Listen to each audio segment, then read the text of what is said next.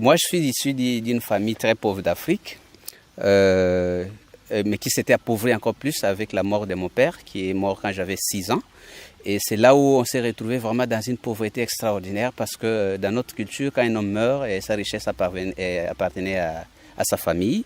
Et la famille de mon père s'est accaparée de tous les biens de notre père, et on s'est retrouvé vraiment dans une pauvreté où on manquait même de quoi manger ou des tiges d'allumettes, des choses comme ça. Wow.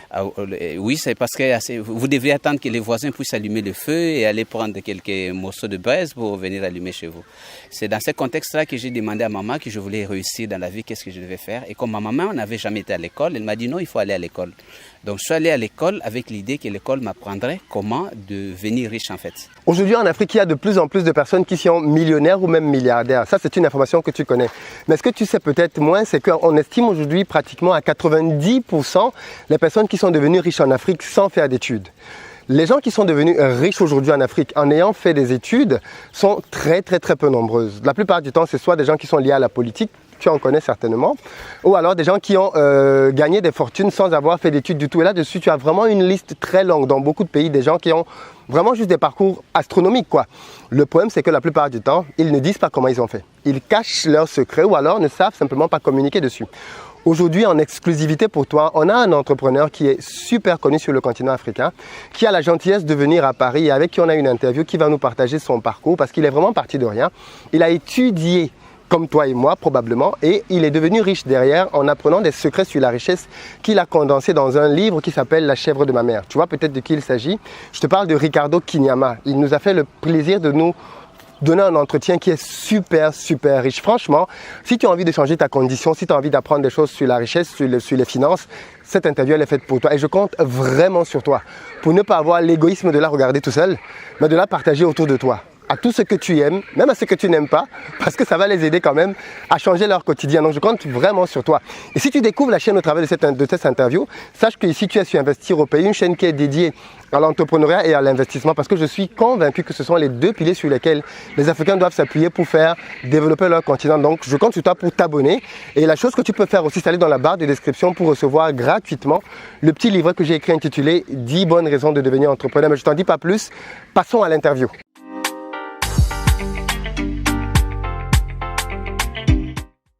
Bonjour Ricardo. Bonjour Philippe. Merci beaucoup de nous avoir fait le plaisir et le privilège d'être avec nous cet après-midi pour cette interview. Est-ce que tu peux juste te présenter pour ceux qui ne te connaissent pas? Qu'est-ce que je dirais? Je suis Ricardo Quignama. Je suis un self-made man, un entrepreneur parti de rien. Mais ouais. je suis plus connu comme auteur du livre La chèvre de ma mère, donc comment devenir riche en partant de rien. Un livre que j'ai écrit pour montrer à tous ceux qui veulent devenir riches en partant de rien comment j'avais fait ce parcours afin qu'eux aussi puissent trouver comment ils peuvent aussi le faire. Voilà. Justement, moi j'ai découvert ton livre La chèvre de ma mère et franchement c'est un livre juste génial. Parle-nous un peu de toi justement. Comment tu as fait toi pour découvrir le secret? Comment on fait pour partir de rien et finalement devenir riche en Afrique? Parce que toi, tu viens du Congo, c'est bien ça? Oui, c'est Congo et l'Angola. Je suis entre les deux pays. Oui. Évidemment, la première chose, j'avais d'abord découvert l'illusion dans laquelle nous formons. L'illusion d'aller à l'école et de croire que quand on a été formé, donc on va réussir dans la vie. J'ai été formé sous cette illusion. Et les jours où j'ai découvert par la pratique que malgré ma formation universitaire, je n'étais pas capable de me prendre en charge financièrement, j'ai commencé à me poser d'abord des questions parce que j'avais fait la philosophie. Si ce qu'on nous avait dit était vrai. Et là, je me suis rendu compte que c'était une demi-vérité. Donc, ce n'était pas vrai. C'est pas que tout le monde qui étudie ou un diplôme te donnait accès à devenir riche. D'ailleurs, vous voyez que des millions de gens ont des diplômes aujourd'hui et ils ne sont pas riches. Et j'ai commencé donc à faire des recherches pour savoir et si quelqu'un voulait devenir riche, qu'est-ce qu'il devait faire? C'est là où je suis allé découvrir ces domaines qui étaient cachés des Africains, parce que nous devons savoir que l'Occidentaux qui est venu et les Occidentaux qui sont venus nous amener la civilisation étaient venus nous apprendre certaines informations, mais forcément ils nous ont pas tout appris et nous n'avons presque rien appris sur les domaines des richesses, de l'argent, comment devenir riche. Et je suis allé découvrir que nos ancêtres avaient une compréhension de l'argent, une perception et une manière de vivre avec l'argent beaucoup plus évoluée que les Africains qui ont été formés formé à l'école conventionnelle. Et là, je commence à faire donc des recherches, bien sûr, à partir des Américains, parce que c'est dans cette école qu'il y a beaucoup. Bien sûr. Voilà. Et moi, je pense que ma contribution, c'était plus... parce que la richesse est culturelle. D'amener cette compréhension dans le cadre africain. Comment l'Africain comprend l'argent et qu'est-ce qui ne marche pas dans la culture de l'Africain aujourd'hui. Mais ça, c'est un problème parce que justement, moi, je me suis rendu compte en lisant beaucoup de livres d'Américains que c'est très bien, mais ça ne s'applique pas à l'Afrique. C'est-à-dire que même si les principes sont vrais, mais les cas pratiques, on ne les retrouve pas dedans. Moi, j'ai beaucoup aimé un livre comme le tien parce que toi, tu parles des réalités africaines, justement. Oui. Tu parles d'une chèvre. Oui. Un Américain ne parlera jamais d'une chèvre. Oui, mais c'est bien sûr parce que tu peux pas aussi venir parler des pièces de rechange des TGV en Afrique où il n'y a pas de TGV. Donc, on doit savoir que la richesse est culturelle et on doit parler de la richesse dans un langage qui permet à la personne de comprendre dans sa culture. Et le problème maintenant, l'Africain ne comprend justement pas ce que c'est la richesse parce qu'on lui parle dans un langage occidental.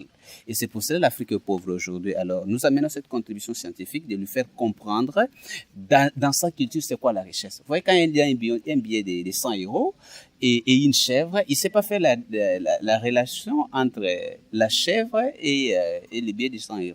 Mais on lui dirait, mais justement, les 100 €, c'est un papier qui représente la valeur de ta richesse. Qui représente la richesse. Voilà. Alors, l'utilisation de la richesse, ce qui est très important, l'utilisation de la richesse, il va comprendre quand il comprend d'abord la valeur de la richesse.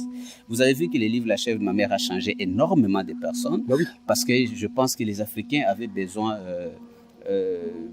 d'un livre qui les aidait à comprendre la logique, le principe et les dynamiques de la richesse. Et je suis sûr qu'il y aura de plus en plus d'Africains qui pourraient devenir riches quand ils auront compris. Et j'appelle ça l'arithmétique parce que vous ne pouvez pas aller faire des équations à plusieurs intégrales si vous ne maîtrisez pas l'arithmétique de base. Alors cette base est indispensable. Ça m'a aidé moi-même. Vous savez que j'ai débuté dans les affaires en 2007 avec... Tu peux juste te rapprocher? Oui. Mais vas-y, je ne veux pas que tu sortes du cadre. En 2007 avec un capital de près de l'équivalent de la chèvre de ma mère. Et jusqu'à ce que j'ai atteint les statuts millionnaires, je n'avais jamais pris de crédit. Oui, c'est vrai qu'il faut prendre des crédits après. Mais jusqu'à ce jour, je n'avais pas pris. Mais c'était parce que j'avais une intelligence financière et une culture financière qui vaut plus que de l'argent au début d'une affaire. Ben écoute, justement, moi je veux que tu nous parles un peu de ton parcours personnel. C'est-à-dire là, tu viens de nous parler un peu effectivement de tout ce que tu as vécu dans les grandes lignes. Mais je veux qu'on entre un peu dans les détails et que tu nous dises d'où tu viens, ton background et surtout par quelle situation familiale tu es passé. Je les connais un peu parce que je connais un peu ton parcours. Voilà. Mais je veux que tu les racontes un peu à ceux qui vont te découvrir pour qu'ils voient à quel point tu viens de loin. Depuis l'histoire familiale dans ton village avec ta mère, avec la vraie chèvre. Voilà. Et comment tu as progressé jusqu'au jour où tu es devenu millionnaire. Et les grandes leçons que tu as apprises. Moi, je suis issu d'une famille très pauvre d'Afrique, mais qui s'était appauvrie encore plus avec la mort de mon père, qui est mort quand j'avais 6 ans. Et c'est là où on s'est retrouvé vraiment dans une pauvreté extraordinaire, parce que dans notre culture, quand un homme meurt, sa richesse appartenait à sa famille. Et la famille de mon père s'est accaparée de tous les biens de notre père, et on s'est retrouvé vraiment dans une pauvreté où on manquait même de quoi manger ou des tiges d'allumettes, des choses comme ça. Wow. Oui, c'est parce que vous devriez attendre que les voisins puissent allumer le feu et aller prendre quelques morceaux de braise pour venir allumer chez vous. C'est dans ce contexte-là que j'ai demandé à maman que je voulais réussir dans la vie, qu'est-ce que je devais faire. Et comme ma maman n'avait jamais été à l'école, elle m'a dit non, il faut aller à l'école. Donc je suis allé à l'école avec l'idée que l'école m'apprendrait comment devenir riche en fait. Alors je suis allé à l'école. Bon, à cet âge-là, on ne se pose pas trop de questions et j'ai étudié avec l'idée que l'école m'apprenait comment devenir riche. Mais c'est lorsque j'ai fini mes études, j'ai commencé à chercher un emploi et je n'en trouvais pas. Vous savez, en Afrique, le chômage, c'est vraiment un vrai problème. C'est là pour la première fois que je me suis posé la question de dire, et j'avais 28 ans et j'avais un revenu d'à peu près $15 le mois. Je me suis posé la question, j'ai dit, mais est-ce que ce que ma maman m'avait dit, c'était vrai? J'étais quand même brillant à l'école et pourquoi je ne réussis pas financièrement? Alors je me dis, voilà, j'ai 28 ans. Je ne sais même pas me marier. Ma maman qui n'avait pas été à l'école nous avait quand même pris en charge. Donc, peut-être financièrement, elle était plus intelligente que moi. Alors, j'ai voulu savoir quel était le secret de ma mère. C'est là où j'ai raconté l'histoire de la chèvre de ma mère. Parce que lorsqu'on s'est retrouvé dans la pauvreté, avec la seule chèvre qu'on nous avait donnée, on a commencé à faire la pression à la maman pour tuer la chèvre. Et elle nous a dit, je ne peux pas tuer cette chèvre. Tuer pour la manger? Pour la manger, voilà. Alors, un jour, elle nous a dit, si je tue la seule chèvre que nous avons, alors nous resterons pauvres pour toute la vie. Mais si nous gardons cette chèvre, à la longue, elle peut se multiplier et cela nous aidera de sortir de la situation où nous nous trouvons. Alors, de sa décision de garder la chèvre, était né un troupeau de chèvres et c'est grâce à ce troupeau de chèvres que j'étais parti à l'école. Et lorsque j'ai commencé à faire les recherches sur l'intelligence financière, notamment avec Benjamin Franklin, Kiyosaki, et Clason et tout, je voyais que les principes étaient vraiment similaires aux principes de ma maman, que devenir riche n'a pas à voir avec la quantité d'argent que vous gagnez, mais avec ce que vous faites de votre argent. C'est comme avec la chèvre. Quand vous avez une chèvre, vous pouvez décider de consommer votre chèvre et de ne plus avoir un troupeau de chèvres, tout comme vous pouvez décider de garder la chèvre et de cette chèvre peut naître un troupeau de chèvres. C'est dans cette logique-là que j'avais compris qu'avec l'argent, nos décisions, avec l'argent ou la richesse, peuvent faire en sorte qu'on devienne pauvre ou qu'on sorte de la pauvreté et devenir riche. Tout à fait. Et là, j'avais décidé donc d'adopter donc le comportement de ma mère.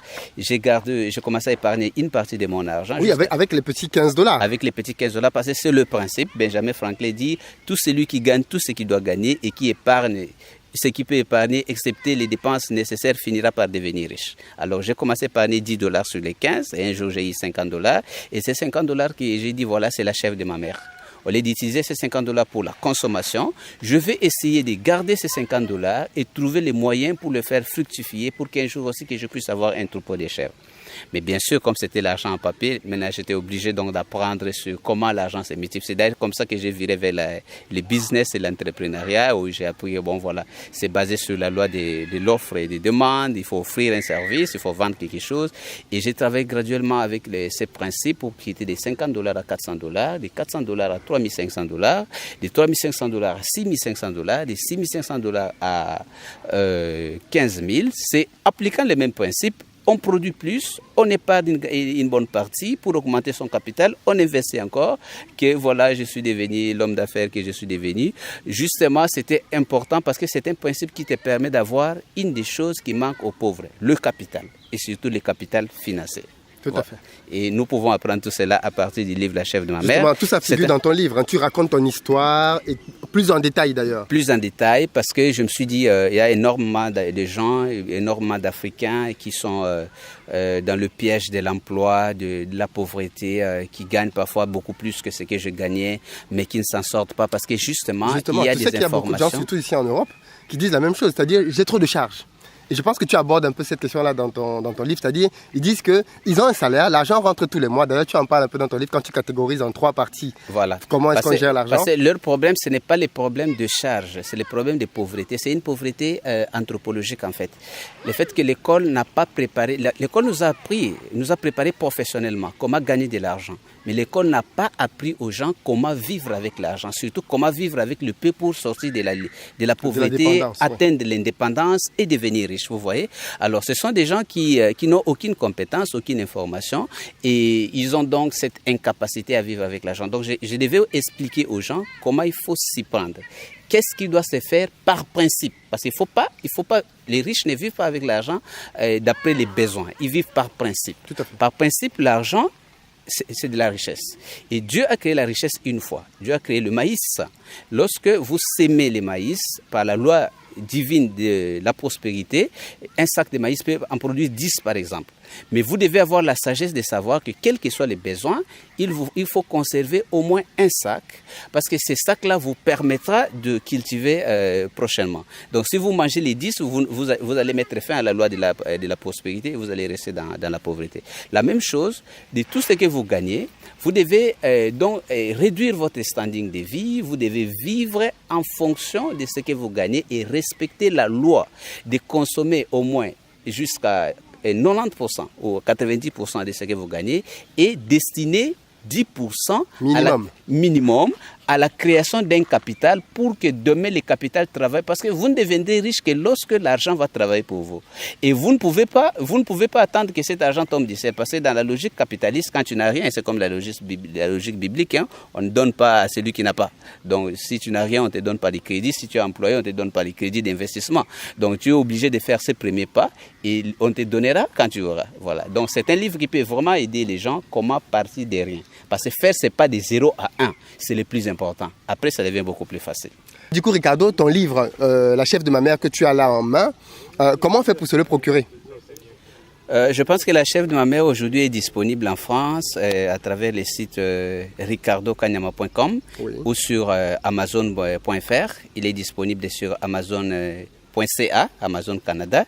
Il est aussi disponible en Afrique, au Cameroun, en Côte d'Ivoire, en Angola, en RDC. Et je pense que dans plusieurs autres pays. Nous sommes en train de travailler parce que pour nous, nous disons que c'est le point de départ pour la révolution financière et économique en Afrique. Nous nous battons encore pour que ces livres arrivent partout en Afrique, mais ça se trouve déjà dans ces points de vente. Et je vais mettre tous les liens disponibles pour pouvoir acquérir le livre dans la barre de description. Donc si tu veux profiter de toute la sagesse et l'expérience de Ricardo, tu vas dans la barre de description et tu trouves le lien qui te permet d'acheter le livre en fonction de là où tu es sur la planète. Voilà. Mais écoute Ricardo, tu es à Paris pour quelques jours. Bon, je suis à Paris. Enfin, Paris a tellement fait pression. Mes lecteurs, ceux qui entendent parler de Ricardo, parce que parfois, j'aime aider les gens, mais parfois, le temps ne nous permet pas.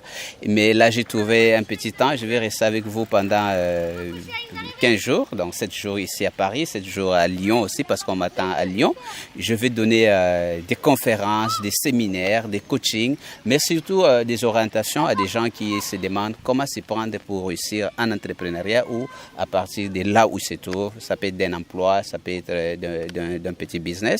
J'ai une conférence demain, une conférence jeudi, une autre intervention vendredi.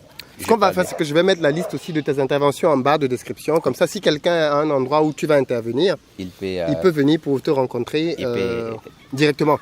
Alors, moi, ce que je te propose, c'est que quand tu reviens à Paris, justement, qu'on puisse tenir un direct dans lequel les gens vont pouvoir te poser des questions. En live, si vous aurez déjà publié cette vidéo, normalement cette vidéo sera déjà sortie. Ça va permettre. Du coup, je compte sur toi. Je compte vraiment sur toi pour partager massivement la vidéo, justement pour qu'il y ait le maximum de personnes qui sachent que Ricardo est là. Et puis que le live, quand il sera là, tu puisses poser tes questions en direct. Mais le mieux quand même, si tu peux, c'est d'acheter le livre avant. Comme ça, pendant le live, s'il y a des trucs que tu n'as pas compris par rapport au livre, tu puisses lui poser des questions pour avoir des clarifications. Mais d'après toi, Ricardo, pourquoi est-ce que les gens devraient lire ce livre? Je crois que l'école nous a préparés à réussir financièrement. Mais aujourd'hui, si vous observez, beaucoup de gens réussissent sur le plan professionnel, réussissent professionnellement, mais échouent sur le plan financier. Ils ne sortent même pas de l'étape de l'indépendance financière. Alors, de même que l'école vous a préparé pendant 18 ans à réussir professionnellement, ces petits bouquins vous préparent à réussir financièrement. Et ça vous permet d'atteindre le niveau que la grande majorité n'atteindra jamais, au moins le niveau d'indépendance financière. Donc c'est comme une clé, parce que la connaissance est comme une clé. Il faut une clé appropriée pour ouvrir une porte. Et ce livre, non seulement m'a aidé moi, mais a aidé énormément de gens qui l'ont lu. Et moi je me dis que c'est ma contribution pour des millions de gens qui n'aimeraient pas finir la vie dans la pauvreté, dans la dépendance, dans l'esclavagisme, qu'ils veulent sortir parce que c'est lorsqu'ils progressent que notre continent ou le monde, l'humanité progressera. Et je pense que c'est très important.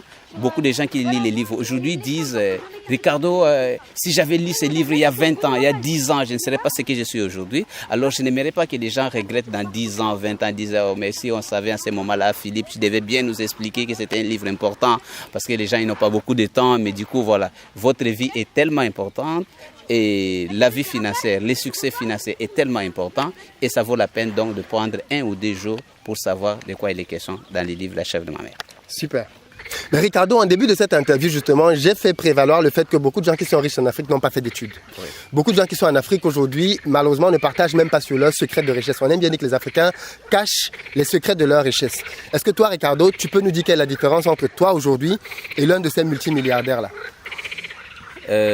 Bien sûr, il y a une différence de taille parce que ces gens, j'appelle ça nos parents. Cette génération de nos parents qui étaient devenus riches ne nous avaient pas transmis leurs secrets. Du coup, quand vous n'avez pas les secrets des anciens, vous n'avez pas comment répéter leurs exploits. Alors, c'était dû à 2 choses. D'abord, l'Africain n'aime pas transmettre, il ne sait pas l'importance, comme les Américains font, de transmettre les secrets aux autres pour aider les autres à réussir. C'est une vieille tradition qui voulait que, voilà, quand un père connaissait les secrets, par exemple, de la guérison, il les cachait même à ses propres enfants. Il va leur dire, je pense, à un seul enfant et avant sa mort, ce qui fait que l'Africain a perdu de la connaissance comme ça. Ça, c'est une première raison. Donc, il ne savait pas l'importance de le faire. La deuxième raison, c'est que, vous savez, les philosophes disent la pratique sans théorie est aveugle et la théorie sans pratique est vide.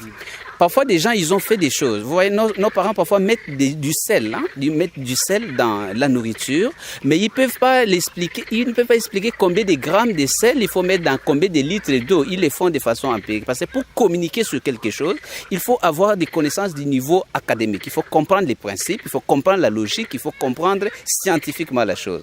Alors, moi, je représente donc cette génération de gens qui ont été à l'école et qui n'ont pas eu la chance d'occuper des grands postes en politique et qui doivent réussir à partir de là où ils se trouvent, d'un emploi de départ, d'un petit salaire, d'un petit métier. Alors, à eux, je suis différent parce que j'amène une connaissance qui leur permet à eux de devenir riches. Comme ça, demain, nous aurons une génération de gens qui seront riches, non pas de ceux qui n'avaient pas étudié, qui ont travaillé de façon empirique, mais des gens qui ont étudié et qui savent exactement, scientifiquement, et voilà, selon ce qui doit se faire, comment il faut faire à partir de rien pour devenir riche. Ben justement, excuse-moi, mais avant de se séparer, est-ce que tu as un message, le message de conclusion que tu veux donner avant le direct qu'on va faire? Je le rappelle, on va faire un direct avec Ricardo dans quelques jours. Donc, abonne-toi et active la notification pour que tu ne rates pas le direct avec Ricardo. Quel est ton mot pour la fin? Je pense que moi, j'ai un message d'appel à la conscientisation de notre continent.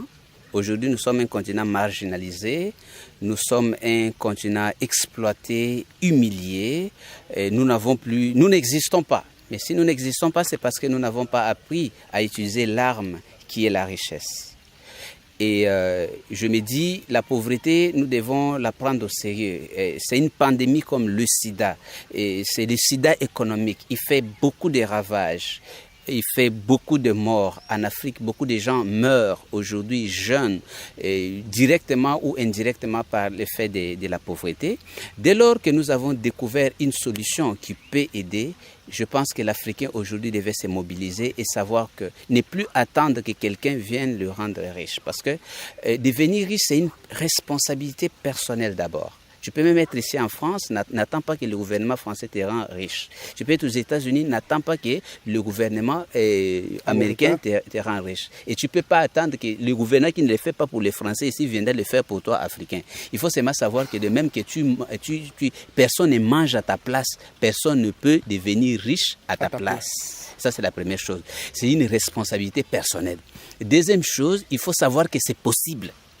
C'est possible. Toute personne, selon la loi de Dieu, avec la connaissance, parce que l'homme devient ce qu'il apprend. De même que vous n'avez pas vu des gens naître des médecins, des gens naître des avocats, ils ont appris et ils sont devenus. On peut apprendre à devenir riche et travailler avec ces connaissances et devenir parfaitement riche. Aujourd'hui, nous savons que les plus grands riches du monde, comme Jeff Bezos, comme Bill Gates et beaucoup d'autres, nous autres, on était pauvres comme n'importe qui, mais lorsqu'on a des connaissances nécessaires, on peut sortir de la pauvreté. Et lorsque vous réussissez, vous donnez la chance à l'Afrique, vous sauvez des millions de vies, vous donnez de l'espoir à ce continent. Donc c'est important que nous puissions savoir que l'Afrique a besoin de faire la révolution économique, comme l'Asie, comme la Corée l'a fait, comme la Chine, comme le Japon.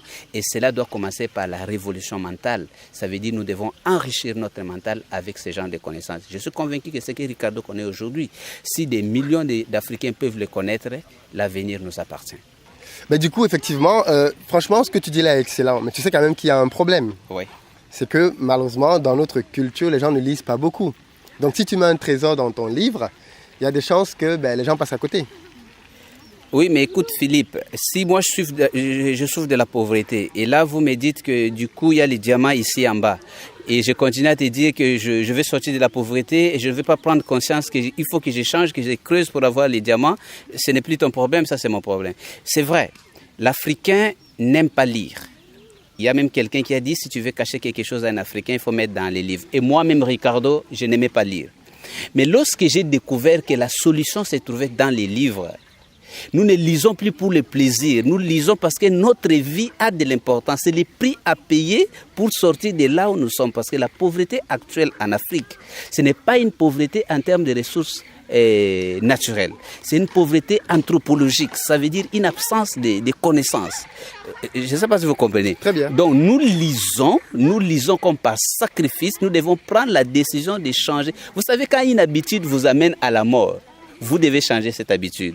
Et je pense qu'aujourd'hui, nous devons prendre conscience que la solution se trouve dans les livres. Et pas n'importe quel livre aussi. Il y a des 50 000 livres qui sont publiés par an. Je ne vous demande pas d'aller dévorer tous les romans qui se trouvent dans les librairies. Vous n'avez pas le temps. Mais il y a des livres qui vous aident à gagner, à réussir la vie personnelle, que ce soit la vie personnelle ou la vie financière.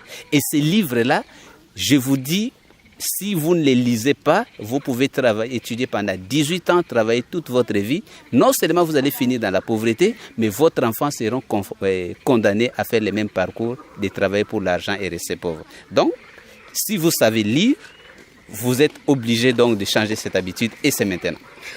Merci beaucoup Ricardo, je crois que c'est très clair. Merci Philippe. Merci. Du coup, Ricardo, justement, c'est super difficile et rare de t'avoir. Et je pense que le fait que tu es là va nous permettre de pouvoir travailler ensemble et de produire une formation. Je pense que le meilleur moyen quand même de pousser les gens à l'action, au-delà de la lecture, c'est de les encadrer en fait. Parce que moi, avec mon expérience de formateur, aujourd'hui, je me rends bien compte que les gens ont même parfois la volonté, la motivation, mais ils ont besoin qu'on les pousse. Ils ont besoin aussi qu'on les encadre. Parce que tout le monde n'est pas autodidacte. C'est-à-dire l'autodidacte, c'est celui qui lit un livre et sait appliquer derrière. Absolument. D'autres ont besoin d'être suivis. Et je pense que c'est peut-être une bonne idée qu'on prenne le temps, d'ici quelques jours, de produire une formation qu'on va mettre disponible pour le public, pour que les gens puissent la suivre et avec la possibilité même, pour ceux qui le souhaitent, d'un accompagnement derrière. Voilà. Je suis absolument d'accord, Philippe. Vous savez, lire seul, ça prend du temps.